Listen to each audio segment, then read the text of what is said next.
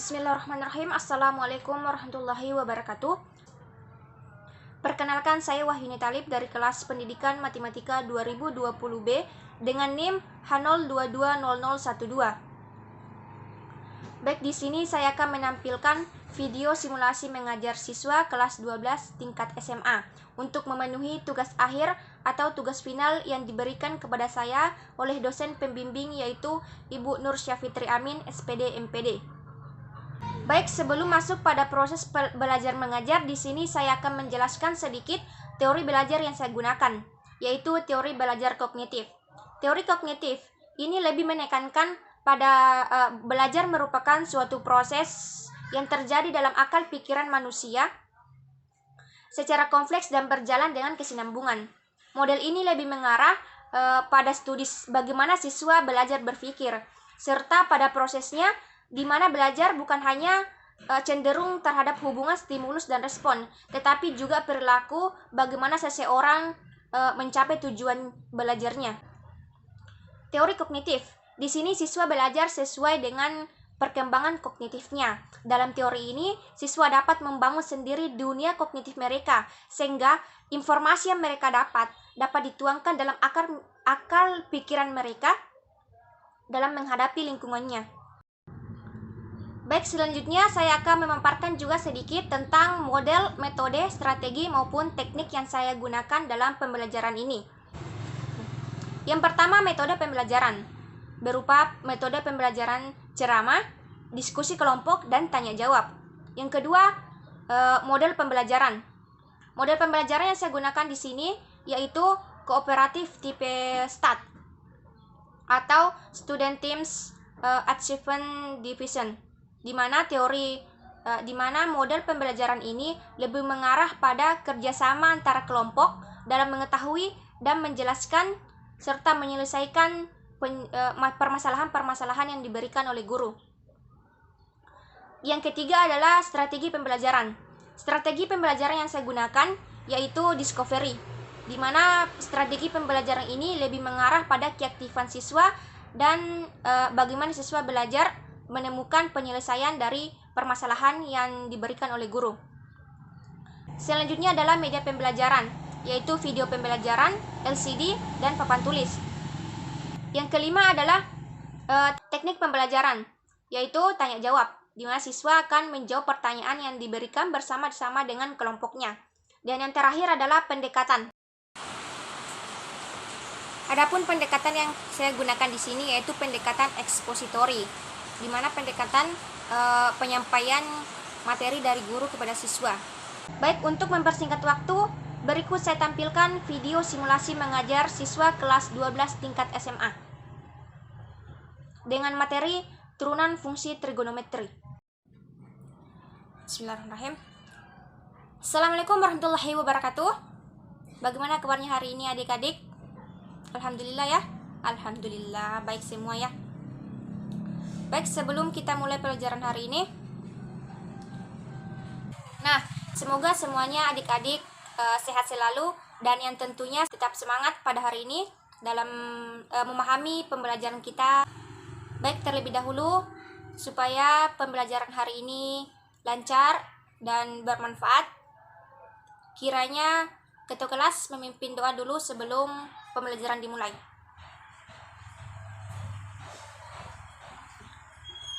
Selesai ya? Baik, selanjutnya ibu absen dulu ya.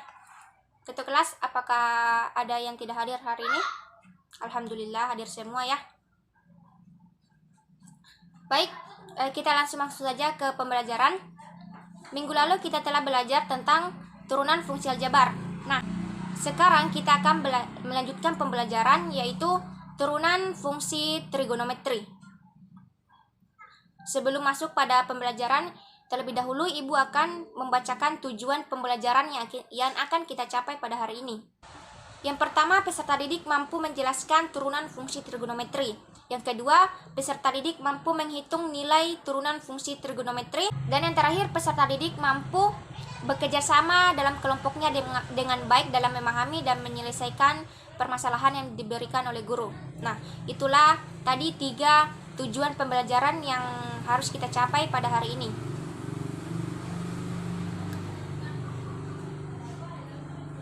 Baik, langsung saja kita masuk ke pembelajaran.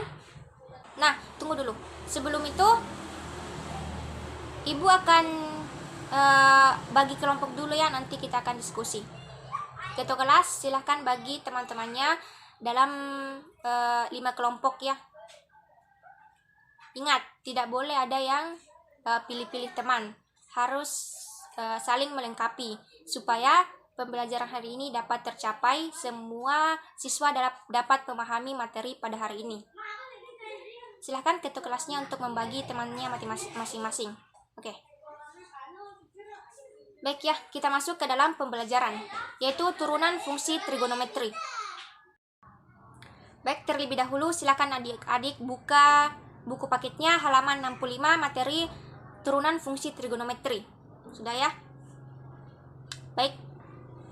Turunan fungsi trigonometri.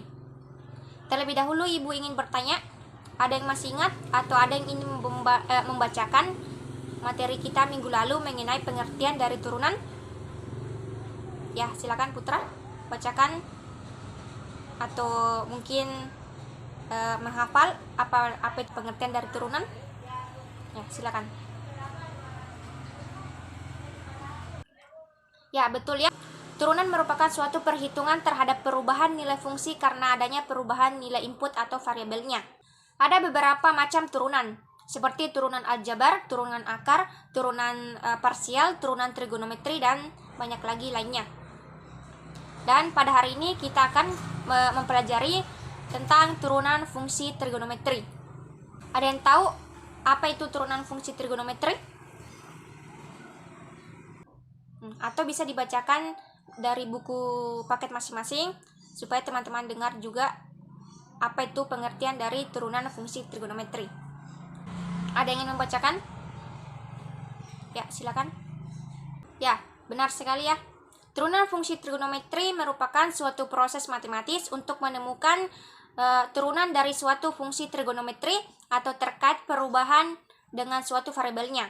Fungsi trigonometri yang umumnya digunakan yaitu sin x, tan x, dan cos x. Nah, selanjutnya ada beberapa rumus dari turunan fungsi trigonometri. Yang pertama, sin x. Turunan dari sin x itu cos x. Yang kedua, cos x. Turunan dari cos x itu min sin x.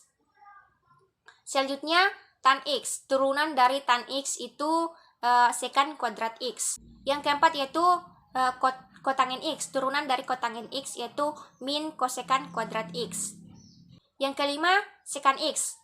Turunan dari secant x yaitu secant x dikali tan x. Dan yang terakhir, kosekant x. Turunan dari kosekant x itu sendiri yaitu min kosekant x dikali kotangin x.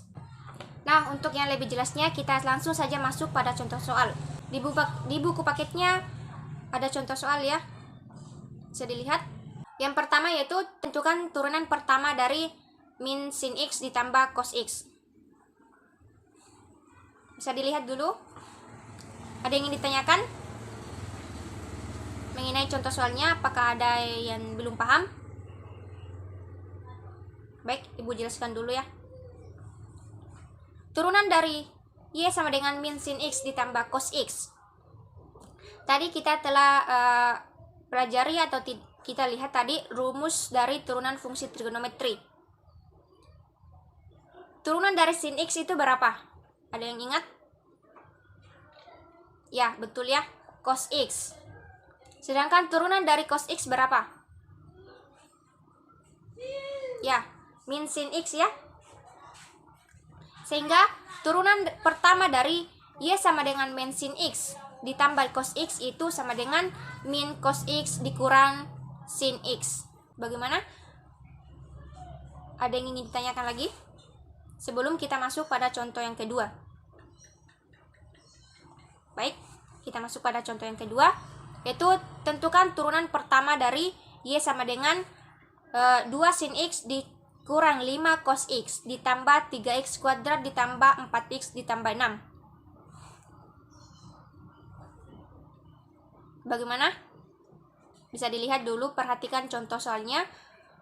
Jika ada yang tidak mengerti, bisa ditanyakan. Baik, Ibu akan jelaskan. Turunan dari y sama dengan 2 sin x dikurang 5 cos X ditambah 3X kuadrat ditambah 4X ditambah 6. Pertama kita dulu turunkan sin X. Turunan dari sin X yaitu cos X, betul. Maka turunannya adalah 2 cos X. Nah, di sini 2 tidak diturunkan karena merupakan pengali dari sin X. Sampai sini ada yang ingin ditanyakan? Paham semua ya? Alhamdulillah. Baik, jika semuanya sudah paham, kita masuk ke materi selanjutnya, yaitu turunan bentuk perkalian atau bentuk U dikali V.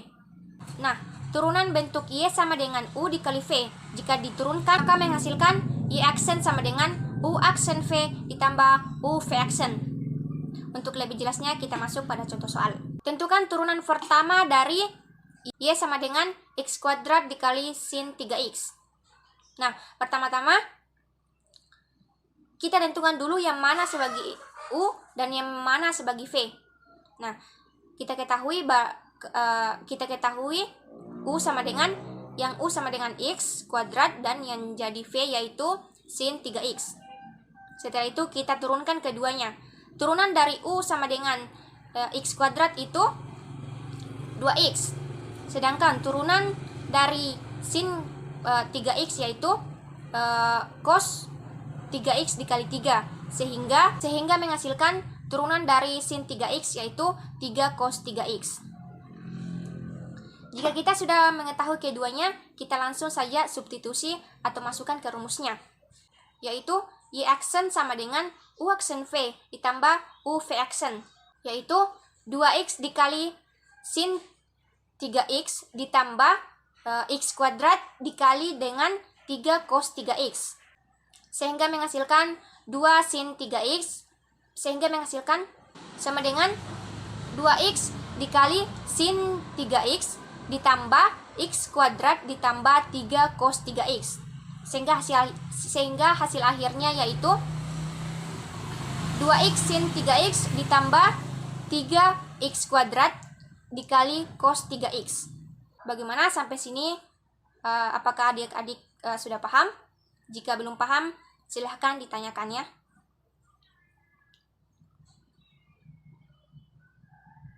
Oke, jika ada yang baik, tidak ada yang bertanya ya, berarti semuanya sudah mengerti ya. Baik, selanjutnya kita masuk pada turunan bentuk pembagian atau Y sama dengan U per V. Maka turunannya adalah Y aksen sama dengan U aksen V dikurang U V aksen per V kuadrat. Untuk lebih jelasnya, kita langsung saja masuk pada contoh soalnya yang ada di buku paket adik-adik masing-masing.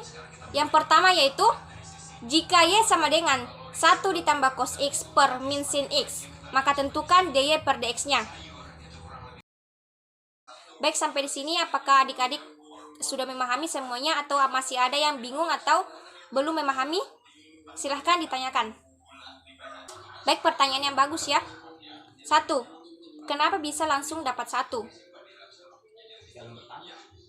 Kita lihat dulu yang di atas, yaitu sin kuadrat X ditambah cos kuadrat X. Dari pembelajaran sebelumnya, dalam perbandingan trigonometri, sin kuadrat X ditambah cos kuadrat X itu sama dengan 1. Baik, apakah dari adik-adik semua masih ada yang belum dimengerti? Alhamdulillah mengerti semua ya. Kita lanjut materi selanjutnya, yaitu pada turunan bentuk rantai. Nah, kita masuk pada turunan rantai. Turunan rantai di sini, semisal kita mendapatkan soal dalam fungsi trigonometri bentuk Y sama dengan sin pangkat N dikali U, atau Y sama dengan cos pangkat N dikali U, ataupun Y sama dengan tan pangkat N dikali U. Maka untuk menyelesaikannya kita perlu menggunakan aturan rantai. Bentuk umum dari turunan rantai yaitu Y sama dengan F dikali GX. Maka turunannya yaitu Y aksen sama dengan F aksen dikali GX dikali turunan dari GX yaitu IG aksen X. Nah, baik adik-adik semua, untuk lebih memahami bagaimana penyelesaian dari bentuk turunan rantai tersebut, Kita langsung saja masuk pada contoh soal yang ada di buku paket adik-adik semua. Yang pertama yaitu, tentukan turunan pertama dari Y sama dengan sin pangkat 5 2x tambah 1. Baik, sebelum Ibu membahas mengenai penyelesaian dari soal tersebut, adakah dari adik-adik semua yang ingin menjelaskan dan telah mengetahui terlebih dahulu mengenai penyelesaian dari soal tersebut? Bagaimana adik-adik semua, ada yang bisa maju ke depan untuk menyelesaikan soal itu dan menjelaskannya kepada teman-teman semua? Baik, Putri, silahkan maju ke depan untuk menyelesaikan dan menjelaskannya kepada teman-teman sekalian. Dan jangan lupa adik-adik semua untuk memperhatikan dan memahami apa yang disampaikan dan dijelaskan oleh teman kalian yang maju ke depan, karena nanti kita akan masuk pada tahap diskusi kelompok. Ibu akan memberikan soal-soal yang akan kalian jawab dan presentasikan nantinya. Nah, adik-adik, sesuai yang telah Ibu katakan sebelumnya, bahwa kita akan masuk pada tahap diskusi kelompok, di mana Ibu akan membagikan soal dan kalian kerjakan bersama kelompok masing-masing. Ketua kelas, bagaimana? Apakah sudah dibagi teman-temannya? Jika sudah, silahkan mengatur dan bergabung dengan kelompok masing-masing. Nah, sebelum itu Ibu peringatkan terlebih dahulu, semua anggota harus bisa memahami dan mengerti apa yang dikerjakan. Jangan cuma satu orang yang mengerti. Oke? Baik, silahkan. Nah, di buku paket adik-adik semua ada soal. Silahkan dibuka halaman 65. Kerjakan dengan kelompok masing-masing. Jika ada yang belum mengerti, silahkan bertanya pada Ibu ataupun dengan teman kelompok lainnya. Silahkan dikerjakan. Ibu beri waktu 15 menit untuk mengerjakan sebelum adik-adik semua mempresentasikan. Nah, bagaimana adik-adik semua? Apakah sudah selesai? Ya, kalau sudah selesai, silahkan kelompok 1 maju ke depan untuk mempresentasikan jawabannya. Baik, itulah tadi presentasi dari kelompok 1 atau jawaban dari kelompok 1. Bagaimana dari kelompok lain? Ada yang ingin menanggapi atau jawabannya berbeda? Baik, sudah benar ya jawaban dari kelompok 1. Baik, kita lanjut ke kelompok 2. Silahkan maju ke depan untuk mempresentasikan jawaban soal nomor 2. Nah, bagaimana adik-adik? Apakah jawaban dari kelompok 2 ada yang ingin menanggapi atau punya jawaban lain? Silahkan. Baik, kelompok 4. Kenapa? Apakah jawabannya berbeda? Jika berbeda, silahkan maju ke depan untuk menuliskan jawabannya sendiri. Nah, adik-adik bisa dilihat jawaban dari kelompok 4 cukup berbeda ya dengan kelompok 2 tadi. Bagaimana? Apakah sama jawabannya semua? Jawabannya sudah sama semua ya. Berarti jawaban dari kelompok 4 ini sudah benar. Dan jawaban dari kelompok 2 ini ada sedikit kekeliruan di bagian penurunan pertama. Baik, sebelum kita tutup diskusi hari ini, Ibu ingin memanggil satu orang dari adik-adik sekalian untuk maju ke depan menjawab soal nomor 5 sebagai soal terakhir. Ibu ingin mengetahui apakah kalian semua sudah paham. Nah, sebelum Ibu keluar, Ibu sangat mengapresiasi kelas ini karena keaktifan dan semangatnya dalam pembelajaran. Tetap pertahankan itu semua dan ingat, jangan mudah merasa puas atas apa yang kalian dapat pada hari ini dan tetap semangat dalam belajar. Baik, untuk ketua kelas silakan memimpin doa sebelum kita keluar.